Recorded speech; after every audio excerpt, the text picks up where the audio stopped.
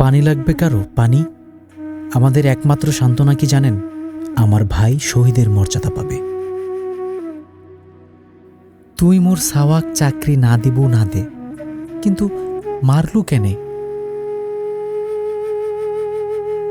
This is my Farhan Fayaz, he is dead. আচ্ছা, আপনার কানে কি এই কথাগুলো বাজে না? আপনাদের মনে কি কথাগুলো আসে না? এই কথাগুলো কি আপনাদের মনে পড়ে? আপনাদের কি ঠিকমতো রাতে ঘুম হয়?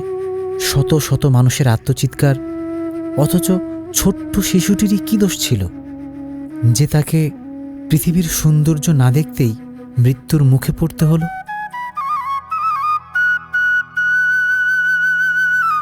কোটা আন্দোলনকে ঘিরে পাবলিক বিশ্ববিদ্যালয় অ্যাটাক করছে, তখন প্রাইভেট বিশ্ববিদ্যালয়ে আইসা দাঁড়াইছে, নেট অফ করছে আর ওয়াইফাই ফ্রি দেওয়া হয়েছে, ছাত্রদের নামে মামলা দিছে আর ফ্রিতে আইনজীবীরা আসছে। এখন সবাই প্রাউডলি বলতে পারে তারা একটা অসুস্থ না, অসাধারণ জেনারেশনে বেড়ে উঠেছে। এই জেনারেশন রিলস, টিকটকের পেছনে ছুটলেও এই জেনারেশনের ছেলে মেয়েদের থেকে আপনাদের শেখার অনেক কিছু আছে। কিছু কন্টেন্ট ক্রিয়েটরদেরও দেখার অনেক কিছু আছে, যাদের শুধু বন্যা হলেই দেখতে পাওয়া যায়, অন্য সময় তারা ধোঁয়াশা। কিছুদিন যাবৎ এইসব কিছুই হচ্ছে বাংলাদেশে। আমি আপনি যাদের আইডল মনে করতাম, তারা কখনোই আমাদের আইডল ছিল না, আর হতেও পারে না। খারাপ সময়ে খারাপ মানুষ কাজে লাগে, সেটা আজকে কোটা আন্দোলনে এসে প্রমাণ হয়েছে। এই ধরেন সালমান মুক্তাদির, সে একজন খারাপ মানুষ, প্লে বয়। হ্যাঁ, আমিও তাকে ঘৃণা করতাম, কিন্তু এখন আমি তাকে শ্রদ্ধা করি। সে আহত হওয়া ছাত্রদের পাশে এসে দাঁড়িয়েছে, তাদের চিকিৎসার ব্যবস্থা করেছে। শুধু ফেসবুক পোস্টেই নয়, সে নিজে মাঠে থেকে আন্দোলন করেছে। তাই আপনাদের সবার উচিত এই খারাপ মানুষটিকে চিনে রাখা। আবার ধরেন ঢাকা বিশ্ববিদ্যালয়ের লিলিপুট ফারহান নানা রকম কন্টেন্ট বানান।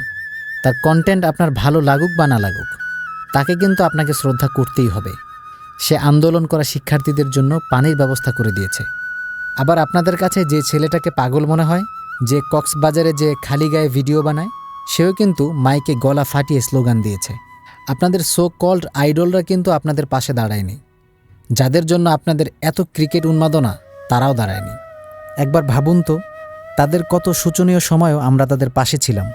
এই ক্রিকেটাররা আমাদের কিছুই দিতে পারেনি, তারপরেও সবসময় আমরা তাদের পাশে থেকে তাদের সাহস দিয়েছি, অথচ তাদেরকে আমরা পাশে পেলাম না। আবার মার্জুক রাসেল তো পোলটি নিয়েই নিলেন, তা তো সবাই দেখলেন। এরপর থেকে বুঝে শুনেই নিজেদের আইডল নির্বাচন করবেন। যেখানে একদল মানুষ চায় আর কোনো মায়ের বুক খালি না হোক, সেখানে আরেক দল এসির বাতাসে ঘুমাচ্ছে আর রং বেরঙের স্টোরি দিচ্ছে। অথচ বিদেশি কন্টেন্ট ক্রিয়েটররা আমাদের জন্য কন্টেন্ট বানাচ্ছে, আর আমাদের মৎস্যকুমাররা ফুর্তিতে ব্যস্ত। দাউদ কিম যেখানে বাংলাদেশ নিয়ে প্রতিনিয়ত পোস্ট করছে, সেখানে রাফসান ভাই আঙ্গুল চুষছে। ভাই, আপনাদের দেখে রাখা উচিত খারাপ সময়ে কোন মানুষগুলো কাজে আসে, কারণ ভালো মানুষেরা কিছুদিন পর গর্ত থেকে বের হয়ে আসবে। যাই হোক, আমরাও চাই আর কোনো মায়ের বুক খালি না হোক। আমরাও একটু শান্তিতে বসবাস করতে চাই।